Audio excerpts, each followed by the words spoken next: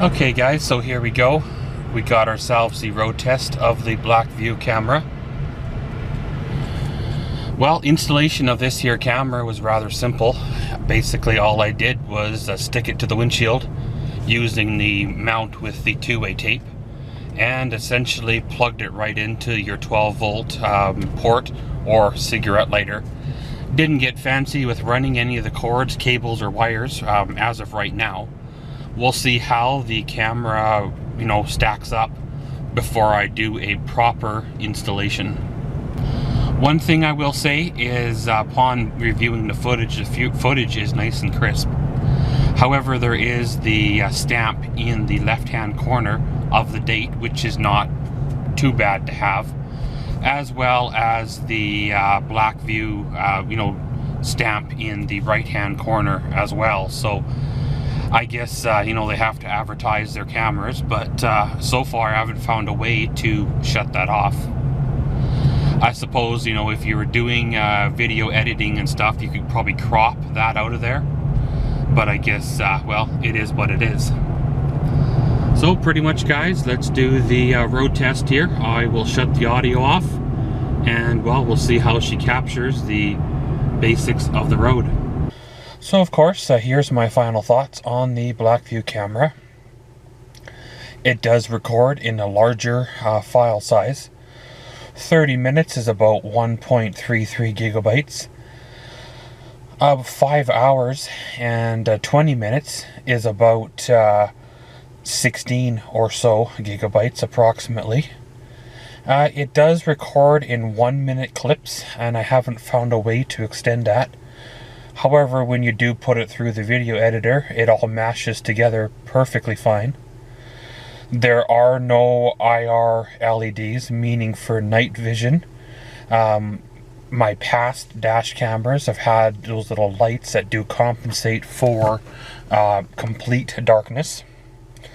This one does not. And one of the huge drawbacks and almost a deal breaker is the fact their audio is very, very crappy on this here camera. I almost returned it due to the audio, but because of the picture quality, which is awesome, I can work around the audio issue. So of course, like I said in the unboxing video, it does record 1080p at 30 frames per second. So this is the best video camera I have ever had for picture quality. It's a nice compact size, which when you're not using it, fits nicely in a cubby hole or a console or your pocket. And my truck, of course, when you turn the vehicle on with the key, the 12-volt port goes live.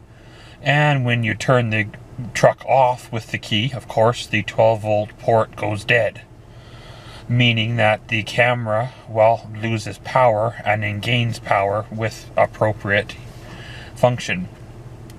So I call that a auto on. When you turn the key, the camera fires up, and when you shut the key off, the camera turns off, which of course works great because then you never forget to turn it on or turn the camera off.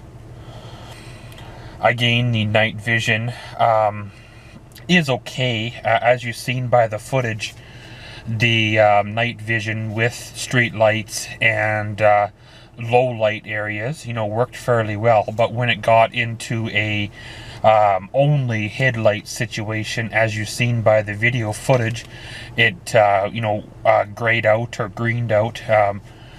It, like I said, would have been nice to have the little IR LEDs. It would have went a long way, but hey, you can't have everything in a dash cam. The date and time stamp, I haven't found a way to remove it. It would be nice not to have it on the footage, but hey, sometimes that does come in handy. If somebody hits you, you have proof that it happened on a certain day and certain time. As well as the Blackvue logo too. It would be nice to remove that as well, instead of giving the company free advertising. But I guess that's the way it is, right, when you're using their product. And after, you know, 5.5 hours or so of recording time, the camera does get to be a little bit on the warm side. However, there was never really much of an issue at all with the camera recording or nothing. There was one hiccup where the camera seemed to shut off and restart recording. However, I really didn't lose much more than a minute clip anyways, so it all worked out fine. As of right now, given the unboxing and the road test, I've had the camera now for about a week in between both videos. And as of right now, in this week, I probably give this camera a good 8.5. It would be a 9.5 to 10 if the audio was better. However, you know, I guess you can't have it all, right? The view screen would be nice to have. However, you can't have it all, right? So you just gotta play with the angles a bit until you get the appropriate angle you want, and then, well, roll with it from there. Well, of course, check back in a month or 3 and I will do a review video again on this here camera, how it stacked up with you know, more use, longer use, things like that.